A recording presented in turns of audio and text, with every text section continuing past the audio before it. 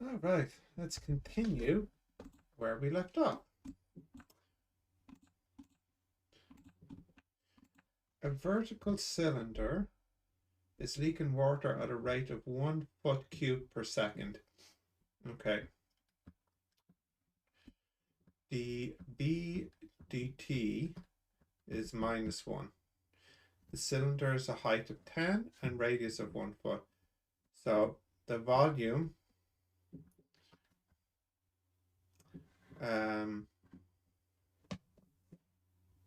well, I'm not sure if the 10 is important right now. The volume is pi r squared 1 squared h, and the h starts at 10.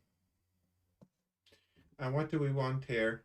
At what rate is the height of the water changing when the height is 6? Okay, so we want dh dt, which will be dh dv dv dt, which is -1. And you can see that dv dh is pi, so that'll be -1 over pi feet per second. I think the 6 foot and the 10 foot, they don't seem to be important.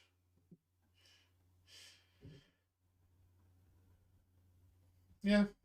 Okay, 29. A cylinder is leaking water, but you're unable to determine at what rate. The cylinder is height 2 and radius 2. So the full volume is pi r squared, which is 4 times 8, so that's 8 pi. But at a particular time, the volume will be pi r squared h. Find the rate at which the water is leaking out of the cylinder. So that's dv dt. If the rate at which the height is decreasing is 10. So dv dt will be dv dh dh dt. And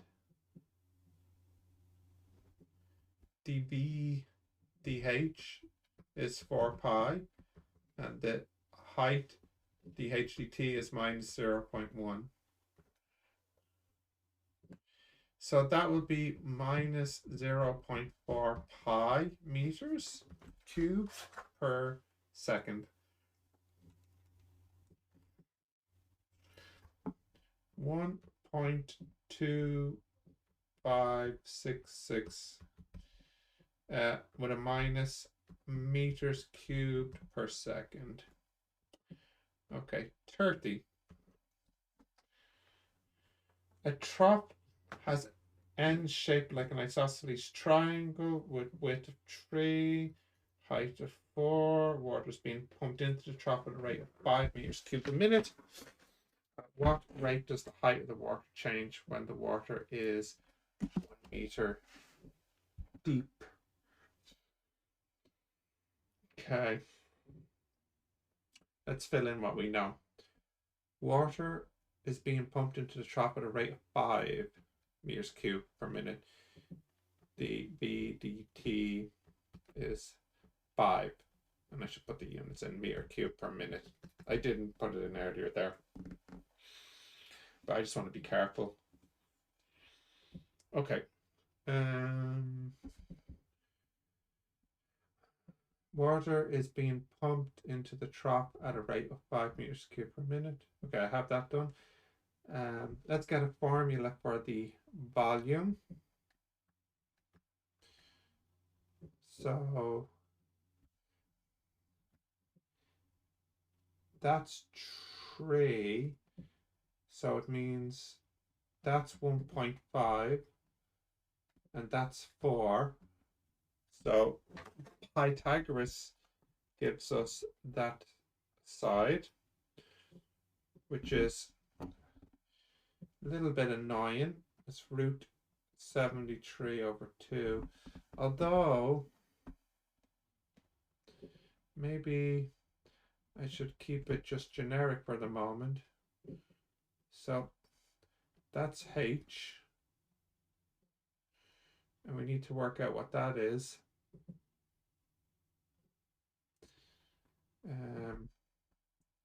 This is 3.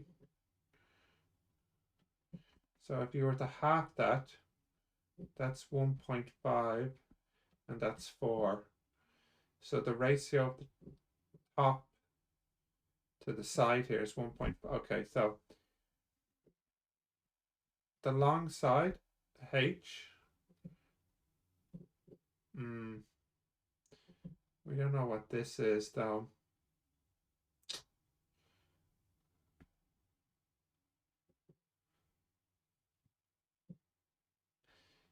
H over, what would be the best way to do this one?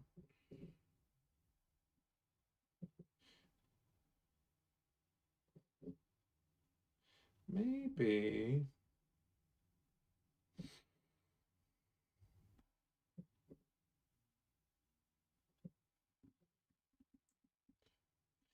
if for a moment I call that x.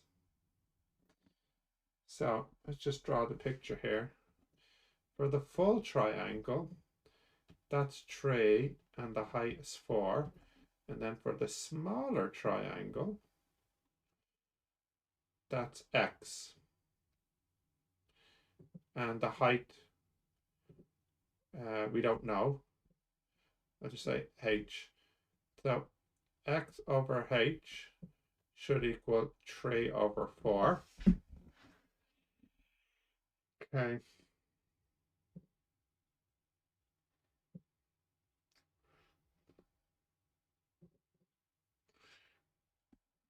Getting a bit distracted with this.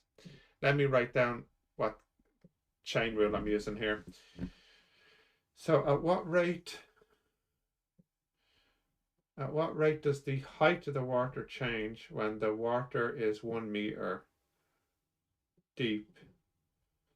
So dH dt. Okay, we'll have to go with dH dV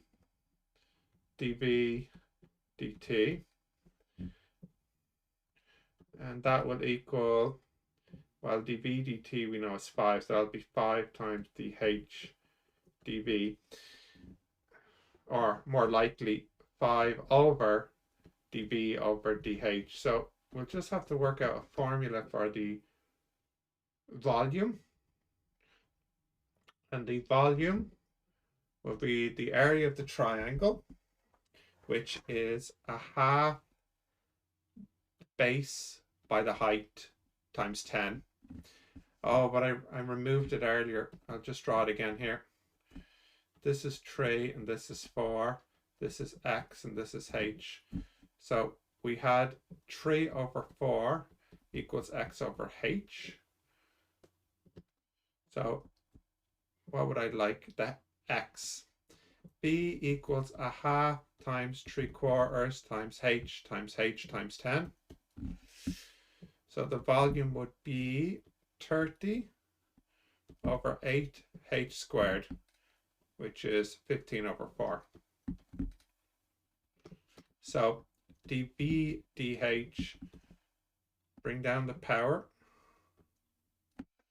So that would be 30 over 4h, which is 15 over 2h.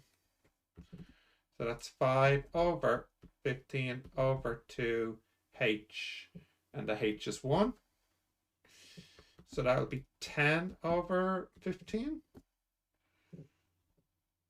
which is 2 over 3 meters per minute.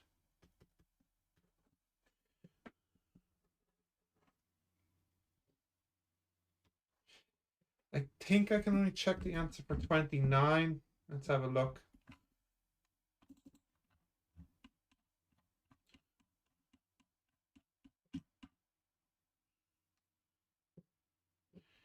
2 pi over 5.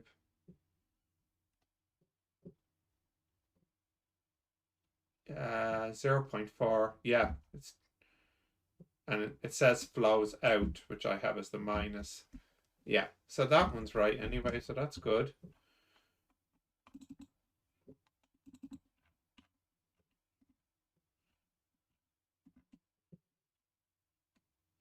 So maybe I'll just finish doing 31.